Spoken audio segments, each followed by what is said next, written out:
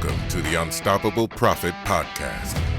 Wherever you are today, if you're starting with nothing or are well on your way to the success you desire, with the right people, processes, and promotions in place, you will be unstoppable. And now, I'd like to introduce your host, Mike Stromsoe. Welcome, everybody, to the next episode of the Unstoppable Profit Podcast. This is Mike Stromsoe coming to you live from the Living Agency Laboratory. And I am pumped and I'm excited to have this guest on the podcast today for the second time. I was honored and privileged to have Jesse on 2-3 years ago in the very beginning of the podcast. And he was doing some cool stuff then. But now, based on a conversation that I was having with him recently, he dropped some numbers on me and that's what I was. I was speechless. It's rare, but I was speechless. And I'm so proud to call him a friend, a colleague, and beyond. Jesse, welcome to the podcast, sir, again. Mike, thank you so much for having me. Always privileged and always happy to be here. Yeah, fantastic. So our goal in the Unstoppable Profit Podcast is to help people grow their business, create wealth, and to have more freedom to live life on their own terms through the 3 Ps. Jesse has taken that to the hilt, and we're going to dig in today and find out a little bit about how he's done it. I've asked him to drop a couple strategies that will help you as takeaways from the podcast today. So make sure you have something to write with and something to write on. And if you don't have something to write with and write on, pause this right now. Go get it, because you're not going to want to miss 1 second of the gold nuggets that are going to be dropped today. So Jesse, if you'd be willing, let's go back. Let's go back a number of years. Talk about where you were in the industry, 10, 15 years ago or so when we crossed paths unexpectedly. Yeah, I actually was talking to my wife about this last night and thinking about when you and I met. And I remembered it was a marketing event probably 12, 13 years ago. I met lots of key people who have definitely influenced me over the years. Claudia McLean, Russ Castle, trying to think of everyone else, but there was a lot of people I met that day. And what was interesting was that I was a young, ambitious person, knew what I wanted to do, but had no idea how to do it. And I remember my main thing after being at the marketing event was, learning that everyone's doing the same thing. If you want to do something different, specialize. It's kind of what I kept hearing as a message. And I remember going, well, there's one thing I know about, the restaurants. I came from the restaurant industry, born into food, been in it for 25 years, and really was new to the insurance industry, only been in it for maybe a year or two, and had the energy and was successful, but not to the level that I was wanting. And I wasn't even happy the way I wanted. I wasn't really working with the people I wanted. And I remember I got introduced, and everyone told me to talk to a gentleman named Michael Stromsoe and said, go ask him. He's a really good guy. Go talk to him and he'll help you out. And I remember I walked up, introduced myself, said, can I have 5 minutes of your time? You were very hospitable to me. And I started going to my excitement and talking about what I wanted to do and how everything. And I remember you looked at me and smiled and grabbed a cocktail napkin and wrote down EPLI. And you asked me, do you know what that means? And I said, no. And you said, that is how you're going to market to restaurants. And that changed my mindset that we're not selling insurance. We are solving people's problems. And ultimately from there, that has been my mindset in everything I do, everything I strive to do for my clients, for the industry, is solve problems. Insurance is not what we do. We are really a strategic partner with our clients. And ultimately, you need to figure out how to be their risk manager. You want to be considered their CPA, their attorney, their banker. That's the portfolio you need to be in, having them talking to you about their P&Ls, talking to you about their business so that you actually can affect their bottom line. And sometimes I always tell people, saving money is not the end game. We need to understand what you're buying and why. And then from there, determine what is the best strategy for you. From there, sometimes buying insurance is not the best strategy for you. It's more of a self-retained level or self-insuring level where you are actually absorbing the risk or having a high level of deductibles to share the risk with the carriers. And that really was the mindset shift that you had for me, Mike. It's never ended. You know me, I'm a safety guy. I believe in safety. I believe in culture, accountability, and safety. Those are the fundamentals of what I believe and what I do. And I ultimately do my risk analysis comes down to the simple factor of choosing who my clients are. I think the one thing that we all need to improve on, and then we're always sharpening our pencil, is it's about customer selection. Customer selection is really the key to everyone's success. When you determine who your ideal client is, then you can determine who your clients are not. And ultimately, when you're in a situation, especially new in the industry, where you're just trying to write everything, we all have, but ultimately you need to figure out your focus, because you're going to be okay at everything or great at a couple things. So that's kind of where I'll start from there. My goodness, friends, if you didn't catch all of that, stop, rewind, and make sure you write that down, because I picked up 5 or 6 gold nuggets right off the get-go to start this thing off on the fast track. But ultimately, at the end of the day, it does start with your mindset, right? Your mindset is your skill set. And I recently learned something this year in my own personal training and development from one of my 3 current coaches that I continue to permeate my mindset with, about the fact that how much the input determines ultimately the rest of our lives. So kudos to you. You took the input and it's completely changed your life. We're going to dig into that in just a minute. So in addition to that, I love the fact that you identified who your ideal client is and who you want to do business with. And you're not all things to all people. You are laser focused on doing business with the people that you want to do business with. Yeah. And you've created a business model. I mean, if you want to be like everybody else, go do what everybody else does, right?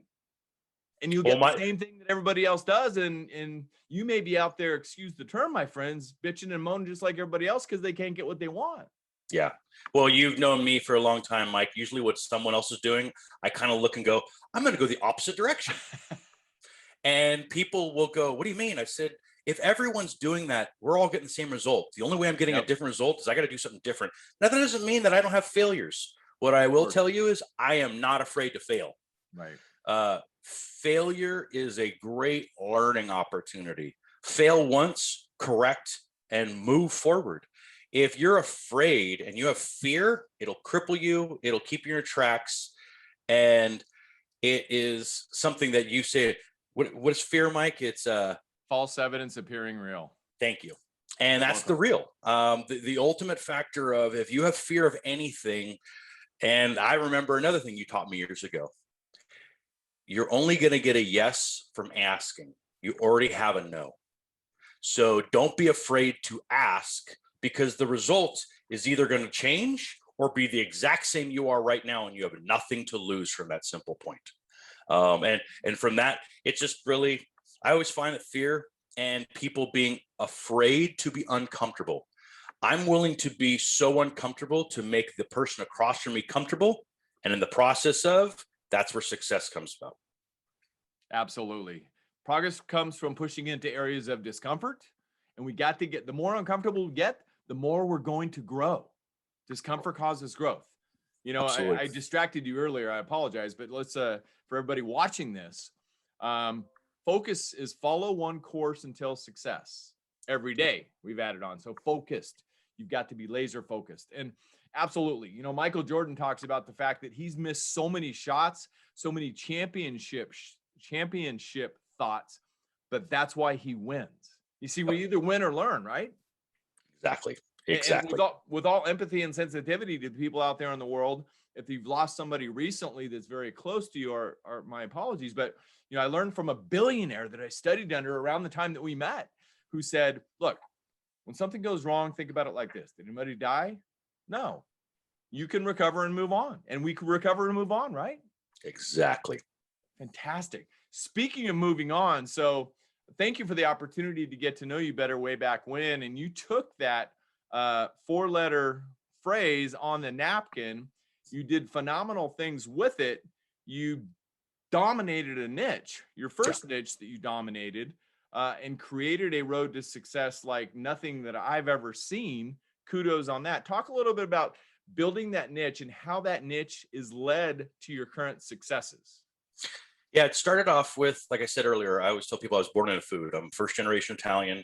My family literally started in the food industry, restaurants, grocery stores. I worked in it. And when I went from that industry into insurance, I was excited, but what was interesting was I was writing a lot of home and auto insurance, maybe being successful because I was smart. I was building relationships with mortgage brokers, solving their deals. And yes, we wrote tons and tons of policies, right? Like 30, 40 packages a month. I didn't like what I was doing. And that was really, I was like, okay, just because I'm making money, I didn't have the joy I had when I worked in the restaurants, even though it was stressful. So it was like, what do I do? And then I remember the gentleman I was working for at the time said, well, you can work on restaurants. And then that really is what kind of spurred me talking to you. Once I started working in restaurants, I was doing family style and some fine dining, but pizza delivery fell in my lap. And I will say that it was probably the most unexpected surprise I would have ever had. I remember I got the first pizza delivery lead, Mike, and I called you. What do I do? How do I write it? You helped me out, gave me the direction.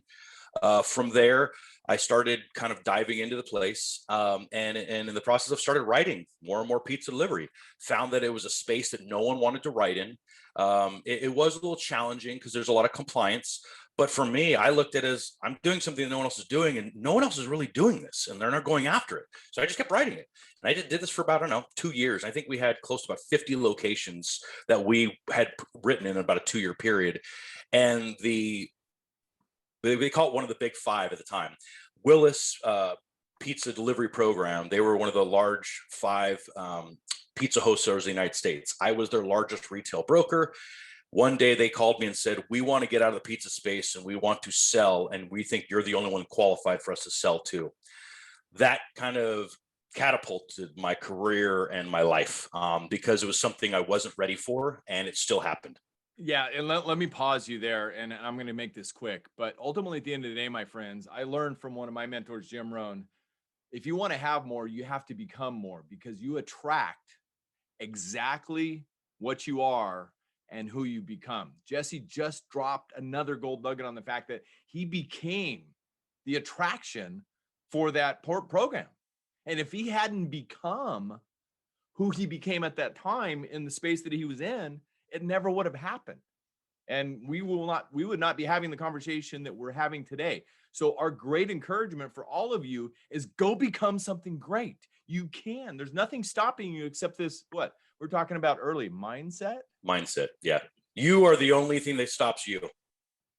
Exactly. So back to Willis. We were talking about Willis. You took on the program. So yeah, Willis came to us, and then it kind of catapulted some stuff. I was basically at a small family firm, and it was too big for us. So at that point, I went to my partners and said, "Hey, I have an opportunity, change my life. I need to go do this." And I was basically released with full blessing.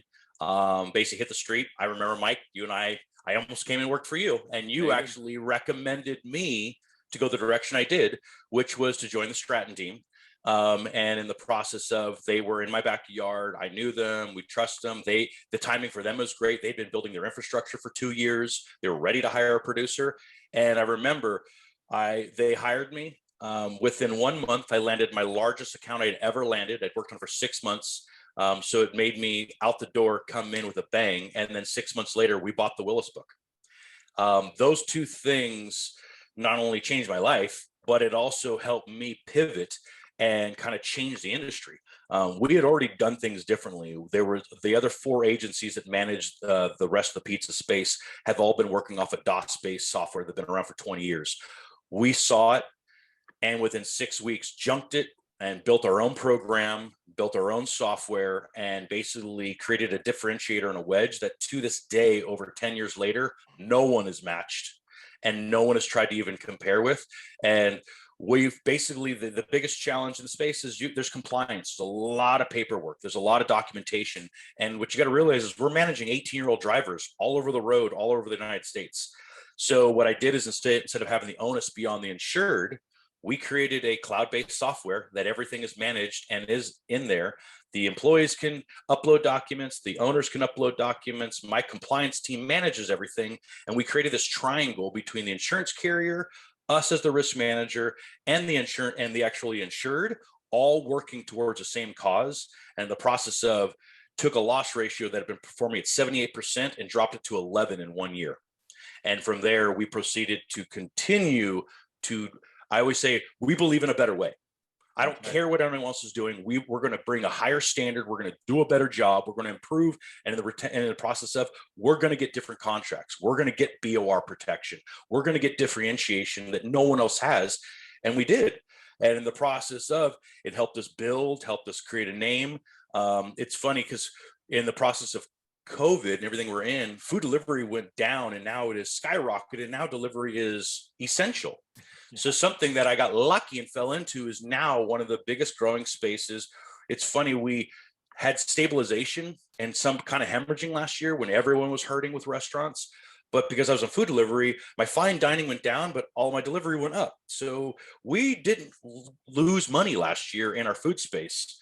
Which kind of pivoted us over to our other industry that I've now been focusing on for about 6 years. Is we're one of the largest firms in the United States for cannabis and hemp risk management. We've been doing it for 12 years. I've been managing the program nationally for almost 6 years now. And really everything I learned from the food and pizza delivery space, we implemented into cannabis and hemp and implemented and actually created best practices for the industry. And I work at the state level, municipality, the national level, and I am on a rocket ship that I am trying to stay ahead of. Talking about numbers, when we did our end of year report in 2020, in the midst of COVID, we grew 230%.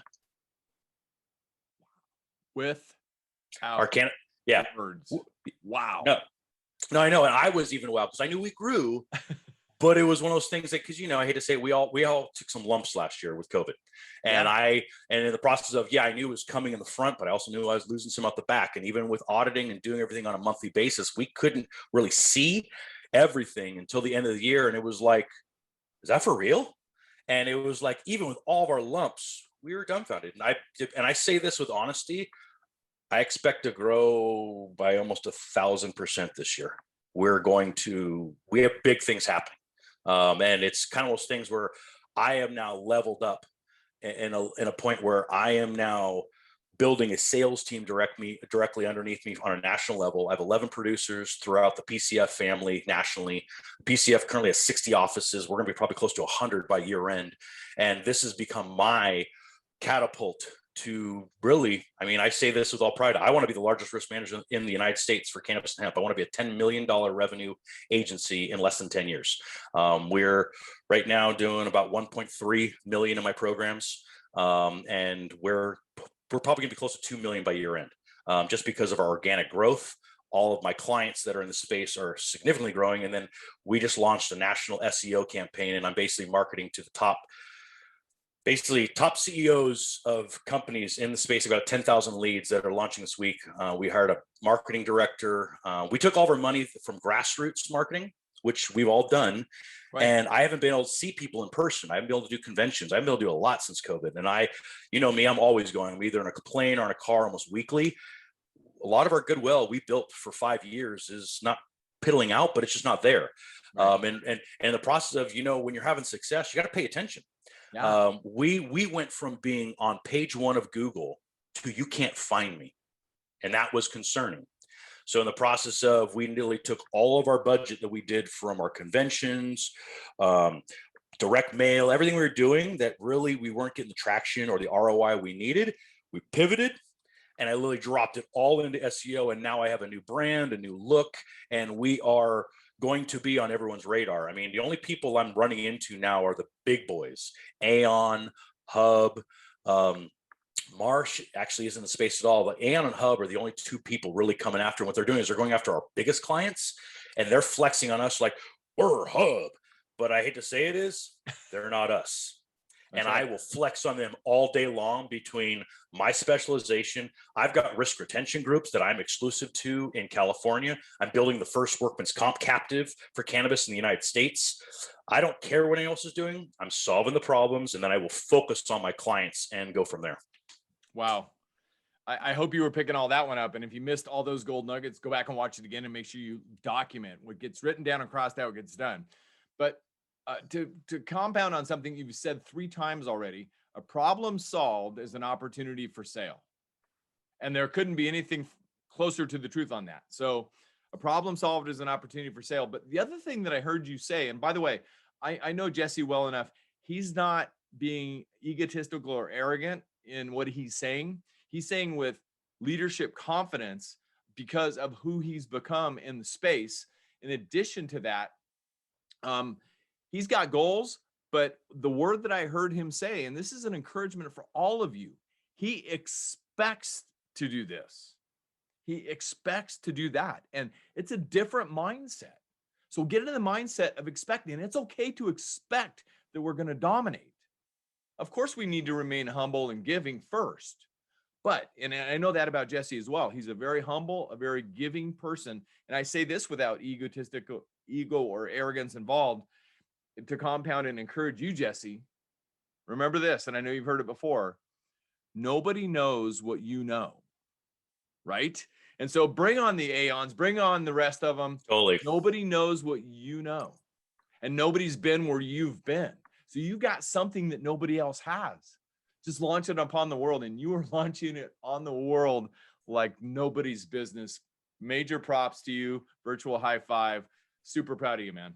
Well, I will say, and this is once again kudos to the Platinum Coaching Program. I remember exactly when it was. It was about 2.5 years ago, where the success started, and I remember the entire group at 1 second almost said to me, almost the same time, "So you're the man in pizza delivery.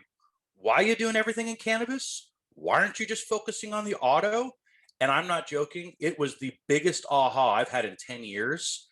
That pivot that I went from, I do everything cannabis, to, oh no, we're the specialist in transportation. I now am landing the largest accounts I have ever written because we solve problems for auto that no one can. And I now have the relationship with the carriers where I get different pricing. I get BUR protection. I'm getting the things that I've had previously in pizza, now with cannabis. And I have fellow brokers that know me very well that go, "Oh my God, if there's an auto, we're not even gonna compete against you, Jesse," because they don't even want to, because they can't have the conversation I can. And that's really what it's about. It's like, solve the problem. Don't do what everyone else is doing. And I'm leading with either auto or workman's comp. Those are the two things I'm leading, which are the original old schools that I've done for my entire industry. And I circle back everything else and pick it up over the next 12 months. Solve the problem, and then the insurance becomes secondary. Yeah, there's nothing new under the sun, my friends. It just looks different nowadays. And the way we strategically implement and make decisions and take actions are different. But ultimately, to an extent, the base foundational strategies are very similar to what it was for our prior generations. So Agreed. Great job. So Jesse, because of the high demand on your time, and thank you for carving time out of your extremely crazy busy schedule to share with the Unstoppable Nation today. Grateful for you, brother. I appreciate you. Thank you, brother. So at the end of the day, let's drop some tips for people. Let's pull out the top 3 things. So if you peel back the onion and go back, say 12, 15 years ago, and think about where you started, and you've already dropped a lot of gold nuggets, but what are the top 3? What are the top 3 things? If somebody's out there either watching this or listening to this, and they're looking to do similar to what you've done in any industry, carve out that niche and dominate it at some point, what are the top 3 tips you have for them? First thing, and we've said it many times, focus, focus, focus. One of the biggest things that's important to me is not doing everything. Differentiation by specialization. That's what I always say, is what has helped me. The best example is what I can give for myself. What took me 8 years to build in a book, I doubled in 1 year when I changed my mindset. That's the best example I can give.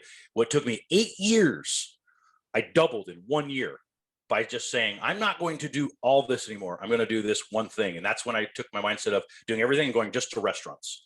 Then restaurants got a little bit more hyper-focused and got into the food delivery space. With your focus, which is key, you need to be determined and have complete dedication to your craft. This is about much more than just insurance. If you're diving into insurance, understand your space, understand your contracts, understand your exclusions. What is really the difference between Nationwide, Travelers, and Guard? Understand and be able to talk right clearly to anyone about what the care they have, the positive, the negative, your confidence in who they're speaking to also helps you determine what you're going to work on. This comes down to, back to we said earlier, customer selection. I think customer selection is just as important as focus. You have to learn how to determine who your ideal client is, what their needs are, and how to solve them. Because when you have someone that is expecting something, and I always tell people, you have to have a process. And when I am actually interviewing a prospect, I have a multiple step process where it's 30 seconds. Hey, I'm business owner A, good to meet you, yada, yada. I'm here for one of three reasons. You're shopping your broker, you got a claim that wasn't covered, or both. I found it literally, it's that simple. From there, they have an expectation of what's going to happen based on what they've experienced their previous life. Right now is the opportunity for you to change that course. And that is where I determine right away, are we going to do something different?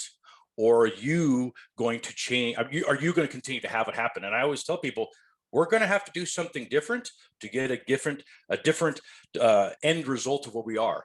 If you keep doing the same thing and think something will change, that's just I can't remember the actual term. It's when you're doing the same thing over and over again, not getting a different result. Fill it in for me, Mike. You know what I'm talking about. If you want things to change, you need to change is my greatest encouragement. But if you want the same thing you're getting, keep doing the same thing you're doing. Yeah. And the only way you're going to change that is to change.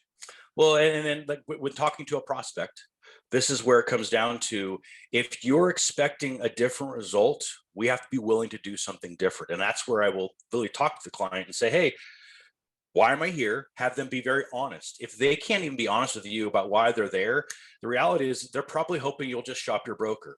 With shopping the broker, the unfortunate factor is unless you control it, you've got a BOR, you've done everything, you're going to do all this work and give it all to them, and then they're going to give it to their broker. So you have to ultimately create a way to differentiate yourself from the competition. I always say drive a wedge in there and let the insureds come up to their own determination that ultimately they're going to fire their broker and hire you. That's the conversation that you need to have. And that's part of where vetting your prospect and also your clients is the next thing when it comes from focus to vetting. I will also tell you the last thing is, for me, don't have any fear. Don't be afraid to fail. My biggest successes have come through my biggest failures. And what I realize is with failure, identify what it is, learn from it, and excel. If you're afraid to fail, you literally are not going to succeed. I hate to say it, that's the real. So don't be afraid to fail, because it's really the best learning you can ever have. It's the best growth you can ever have. And then use learning as almost a case study with your team. If you're a principal and you got producers, use it as like a roundtable discuss. I mean, I always try to use my failures with my producers to help them avoid the obstacles I have. And what took me 10 years, I think with hyper focus, you can do within 2 to 3 years. I'm starting to see some young, hungry producers in the cannabis space that, even though I've been doing it for 6 years, they're coming hard and they're aggressive and they're smart. And for me, it's a matter of find a space that's growing. And I hate to say it, cannabis and hemp, I don't know any other industry in the world right now that has the upside for the next 10 to 15 years in a global aspect that we're in. So something to think about if you want to get into it. Fantastic. And I don't know, this is completely out of left field. You weren't expecting this. And if you want to say no, no is no. By the way, I meant to add that earlier. The definition of no is next opportunity, my friends. And the other thing that I forgot to add, if you do not ASK, you will not GET. It's really that simple. So if somebody wants to get into that particular space, Jesse, and piggyback on the ride with somebody who knows more than anybody else about this, should they reach out to you? Absolutely. I work with agency principals and producers throughout the entire United States. We are building a team. What's awesome is my goal is to help you be my local representation. You leverage the 9-Point Strategies brand, and we tag team anything together that's needed. My goal is I support you and help you with what you need until your wings are strong enough, and then you can outfly. But I want to help people become hunter killers. But I hate to say it, you've got to have the ability to go hunt on your own. I can give you the skills to help you close the business. Right. So this is not for everybody. There's only a select few who will qualify to be on that, amazing, incredible, explosive growth journey. So what we'll do is we'll put something when we publish this, we'll put it in there, how they can contact you, and we'll wrap that up when we're done. And if anybody wants to reach out to you, fantastic. They can reach out to you and have a conversation and see if it's a good fit. But ultimately, at the end of the day, again, if you want something you've never had, you've got to be willing to do things that you've never done, ultimately, at the end of the day. So just to recap the top three, less is more. You will not be all things to all people. Identify that space that you want to go after and go after it on a laser focused way. Number two, customer selection. Be diligent. The late great John Wooden said, discipline yourself so no one else needs to. You've disciplined yourself. In fact, when you were co-teaching a $1 million sales producer bootcamp, thank you, by the way, you've done that multiple times for the people around Unstoppable Nation that want to become more, and just blew everybody away with your teaching, by the way. But I remember you walking down the hall talking to a prospect, and I could feel the prospect wasn't, doing what they needed to do. In other words, you told them, look, I need a copy. I showed up for the appointment. You weren't ready. I asked you to have a copy of all of your policies ready. You didn't have it. That's why I left. And when you're ready to present the policies and everything else that I ask you for, I'm willing to come back. But if you're not willing to do that, I wish you the best. Yeah. And I'm listening to that going, that's why this guy's so successful. Well, it was one of those things, partly from your teachings and also partly from my own lessons, where I learned that if I set a level of expectation before I show up, hold them accountable just like I would an employee, it changed the game. And ultimately, like I said, when I sit down and they're expecting to get what they've always had, and I made it very clear, well, you're not following directions. And for us to have a successful meeting, I need the A, B, and C. Can you get A, B, and C? If you can't, I will gladly reschedule. I don't care if I drove 3 hours to come see you. This is how I do business, and this is how I'm successful. And that you've seen it happen. I've had people go, whatever. And then I walk away because I'm gladly don't want to get involved with them because it would have been a waste of my time. Or people go, nope, want to fix it immediately and do exactly what's needed. You're able to cut through the BS real quick with people if you know what you're wanting and you're able to say it with conviction, confidence, and also integrity. You're not being rude. This is exactly how I do business. This is how I'm successful to help you. If you want a different result, we got to do this, not what you've been doing forever and expecting things to change. Two kinds of relationships out there in the world, my friends: personal relationships and business relationships. It's simply a business conversation. That's all it is. Yep. Nothing against anybody. So less is more, number one. Number two, customer selection. And number three, failure. If you want to have more, you've got to fail more. Ultimately, at the end of the day, and that's the power of having a program like our Platinum Coaching Program, because you've got all these other people that are out there looking to fail right by your side. So you're failing together. You can recover faster and do things in 1 year that took you 8 years to do the first time. So that is absolutely fantastic. So the other cool thing, so remember those 3 keys. Thank you, Jesse, for sharing those 3 strategies that will change everything for everybody if they're willing to fail enough. And I've had this conversation with multiple high achievers, and multiple high achievers say the same thing. I win because I fail more. Hey, there's nothing new under the sun, my friends. So Yep. I've said for years, the next book that I'm going to write after the one I'm currently working on, by the way, I'm working on number 7 soon to be published. So I'll get on to number 8 next, but it's going to be called Wins and Lessons, and lessons in our world of failures. And I'm going to start documenting all the wins and lessons, all the lessons, I should say. And if you're open to it, I'll come to you for a chapter. Love it. Yeah, fantastic. So anyway, we also have a cool thing that we've collaborated about a lot. And I know you have a love for it, and I have a love for it because I grew up in the Bay Area, and we were talking about it before we went on, the Dubs. Oh yeah, this year's a little heartbreaking to lose Clay, but you know what? We're not just dumping out and going to have a poor season. I like that we got a fight in us, and we'll probably end up in the play-in tournament. And you know what? We might even shake some people up in that 7th, 8th seed. Yeah, it's back to failure. I mean, things happen. Lost another player, et cetera, et cetera. But I've got NorCal roots. You're in NorCal. So we have a lot of cool collaborations surrounding our roots and everything about that. And I was going back to the days of Rick Barry, and we're talking about Wilt Chamberlain. And, Wilt is such a has such a dominant place in the record books that nobody really pays attention to. And we're talking about the fact that if he had changed one little thing in what he does, he could have been even more dominant. Yeah. And that's what's crazy is like he was so dominant, but one little thing would have taken him to a level that no one maybe would have ever reached.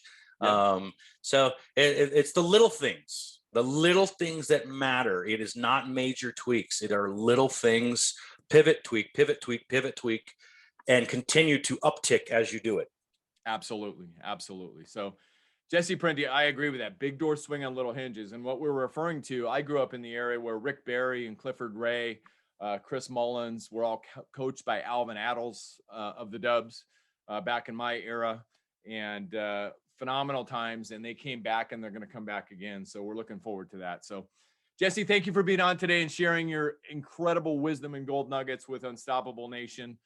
Props to you, my friend. I can't wait to continue on the coattails of your success and help you in any way possible. Appreciate you as always, Mike. I'm here for you anytime you ever need me. Ditto, my friend. So much love to Jules and everybody else. By the way, everybody, if you got value out of this podcast, please share it with anybody you know. UnstoppableProfitPodcast.com. UnstoppableProfitPodcast.com.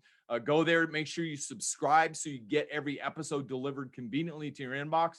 And we're out there on all the channels, Stitcher, Apple, Google Play, everywhere. So it's easy for you to get involved and make sure you don't miss one gold nugget. And big doors swing on little hinges. All you need is that one idea that can change everything for you. For Jesse, it was 4 letters on a cocktail napkin. So, and remember, if you're looking to grow faster than ever before, you can find me at unstoppableprofitproducer.com. And if you're interested in attending a virtual or a live event, you can go to uppfaststart.com, uppfaststart.com. That's our live virtual events. We're training consistently almost every single month. Or if a live event coming up is beunstoppablebootcamp.com. That's beunstoppablebootcamp.com. You'll get the gold nuggets and more. We guarantee it. I want to share with all of you some of my best money-making strategies, proven over 35 years of research in our industry to help you grow your business, create wealth, so you too can have more freedom to live life on your own terms. Remember, as we've all learned, it starts with 2 things, my friends: a decision and action. Make the decision, take action, and it will change everything for you. Jesse, much love, my brother. Much love to you, brother. All right, everybody, get out there and make a decision, take action. Less is more, customer selection, and you've got to fail more to become more. Have a great day, and we will see you on the next episode, everybody. Thank you for listening. If you would like to listen to more episodes or share this podcast with someone you care about, please visit www.unstoppableprofitpodcast.com. Now go out and make a difference.